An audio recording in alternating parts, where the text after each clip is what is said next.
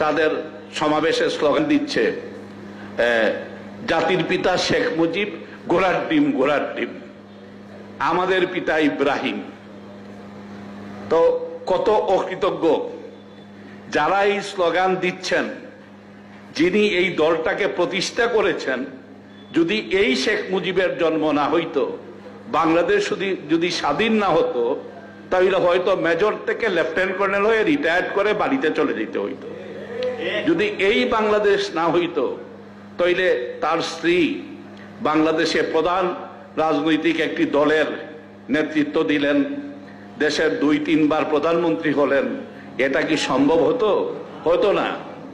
এটা ওই যে লারকানার জমিদার জুলফিকার আলী ভুট্টো, তার মেয়ে নবাবজাদা নসরুল্লাহ খান, মিয়া মমতাজ দৌলতানা, এদের হাতেই এই গোটা পাকিস্তানের শাসন কর্তৃত্ব আজীবন থাকতো। এই বাংলাদেশকে 24টি বছর উনি কারাগারে আর বাইরে, রেলে আর জেলে কাটিয়ে বাংলাদেশকে স্বাধীন করেছেন। তার পুরস্কার হলো যে আমাদের পিতা ইব্রাহিম। এখানে মানুষকে ধোঁকা দেওয়ার কি পরিমাণ কৌশল! অবশ্যই মুসলিম মিল্লাতের পিতা ইব্রাহিম আলাইহিস সালাম, কিন্তু প্রত্যেক জাতি, প্রত্যেক কওম, প্রত্যেক গোষ্ঠীর একজন পিতা থাকে। যেই হোক, যে একজন মুরব্বী, তাকে পিতা সমতুল্য সবাই মর্যাদা করে। তারা যখন পাকিস্তানের যিনি জাতির পিতা ছিলেন মোহাম্মদ আলী জিন্না, সেই মোহাম্মদ আলী জিন্নাকে অনেকেই মনে করেন তিনি শিয়া মুসলিম ছিলেন। পাকিস্তানে এত বড় বড় আলেম 2 জন সেই ছিলেন, কেউ তো উনাকে জাতির পিতা নয় এই কথা বলে নাই, চ্যালেঞ্জও করে নাই। ওনার কবরে যায়, সমস্ত জাতি জিয়ারত করে। যে করবে না, সে পাকিস্তানে কোনো রাজনীতি করতে পারবে না। এই যে এরদোগান, তুর্কির কামাল পাশা, ওনার বিরুদ্ধে অনেক বক্তব্য আছে, আমাদেরও আছে, তুর্কির মুসলমানদেরও আছে। সেটা কি?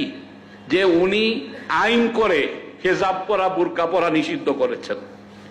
উনি আইন করে দাড়ি রাখা নিষিদ্ধ করেছেন এই তুর্কিতে। যে তুর্কি মানে সারা ওই বিশ্বের একটা বড় অংশ তারা শাসন করেছে। এখন যে আপনার এই চেচনিয়া, হার্জেগোভিনা, তারপরে আজারবাইজান, সমরখন্দ, বোখারা, এই সমস্ত এলাকাটা ছিল তুর্কি শাসনের, তুজবেকিস্তান, এগুলা। সেই তুর্কি যারা শাসন করত তাদেরকে খলিফা বলা হইতো, যদিও তারা প্রকৃত খলিফা ছিলেন না, কিন্তু খলিফা বলা হইতো তাদেরকে। তো তুর্কির কামাল পাশা যখন আসলেন, তখন তুর্কিকে তিনি এমন করলেন যে দেখলেন যে অনেক গোলামি পেয়ে বসছে। ধর্মীয় সংস্কার করতে গিয়ে আপনার মাথার ব্যথা হলে মাথার ব্যথার ঔষধ খাইতে হয়, মাথার ব্যথা কমানোর জন্য। মাথা কেটে ফেলে দেওয়া, এটা কখনো মানে মাথার চিকিৎসা হয় না। ঠিক সংস্কার যারা করে, তারা যদি কল্যাণের জন্য সংস্কার করে, সংস্কার যুগে যুগে ইসলামে আসে। যেমন আমাদের ভারত উপমহাদেশে আপনার যারা সংস্কারক ছিলেন, তারা ধর্মের মধ্যে যত কুসংস্কার এসে প্রবেশ করেছিল, কখনো সংস্কার করেছেন মুজাদ্দেদ আল ফেসানি রহমতুল্লাহ আলাইহি, তারপরে শাহ ওয়ালিউল্লাহ দেহলভি। এরপরে আমি সেদিনও মুগদায় একটা অনুষ্ঠানে, এই 2-3 দিন আগে, বাংলাদেশের অনেক বিখ্যাত কওমি আলেমরা আসছিলেন। তারা তাদেরকে দেওবন্দি পরিচয় দেন। আমি বললাম যে না, আপনাদের দেওবন্দের কোনো চরিত্রই নেই আপনাদের কাছে। দেওবন্দ মাদ্রাসা যেটা প্রতিষ্ঠা হয়েছিল ভারতে, এইটা একদম ইসলামের প্রাণকেন্দ্র ছিল। এত সংস্কার আন্দোলন তারা করেছেন, এইটা এসে সমাপ্তি লাভ করেছিল দারুল দেওবন্দে। এর কারণেই সারা উপমহাদেশে আজকে যত কোরআনে হাফেজ দেখেন, গ্রামে গঞ্জে যত মাদ্রাসা মসজিদ দেখেন, এই সব কিছুতে তারা মানে তাদেরই অবদান। তার এই ছোট ছোট শিশুদেরকে নিছেন, গরিব বাচ্চাদেরকে নিয়ে, একদম দিন আনা দিন খাওয়া মজুরের ছেলেদেরকে নিয়ে তারা এই মাদ্রাসাগুলা লেখাপড়া করিয়া আলিম বড় আলিম করে দিয়েছেন। কেউ কেউ মুফতি হয়েছে, কেউ কেউ আল্লামা হয়েছে এই মাদ্রাসাগুলার খেদমতের কারণে। কিন্তু এখন এর ধারাবাহিকতার ছন্দ পতন ঘটে গেছে।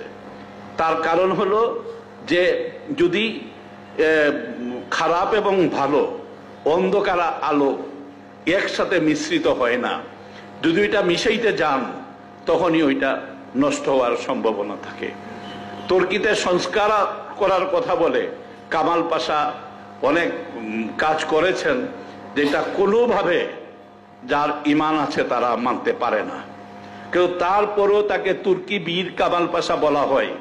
তুর্কির উন্নয়ন ইউরোপের সাথে শেষ দিকে যখন তুর্কির শেষ সুলতানকে বলা হইতো যে সিক ম্যান অফ ইউরোপ, ইউরোপের দুর্বল ব্যক্তি আব্দুল হামিদকে, কিন্তু ওই দুর্বল তুর্কিকে উনি আবার সবল করলেন ঠিকই, কিন্তু আরেক দিক ইসলামের যে স্পিরিট, যে চেতনা, যে আধ্যাত্মিকতা সবকিছুকে তিনি বিনষ্ট করলেন। তারপরেও এবার এরদোগান সমস্ত বিশ্বের মুসলমানরা জানে যে তিনি, সমস্ত বিশ্বের মানুষও এই কথা জানে তিনি একজন ইসলামিক চেতনার মানুষ। কিন্তু দেখা গেল কি যে তিনি এবার তৃতীয়বারের মতো রাষ্ট্রপতি হয়ে সেই কামাল পাশার কবর ইনি প্রথমেই জিয়ারত করলেন। যে জাতির যে নেতা, সে নেতাকে তিনি তখনও স্বীকৃতি দিলেন।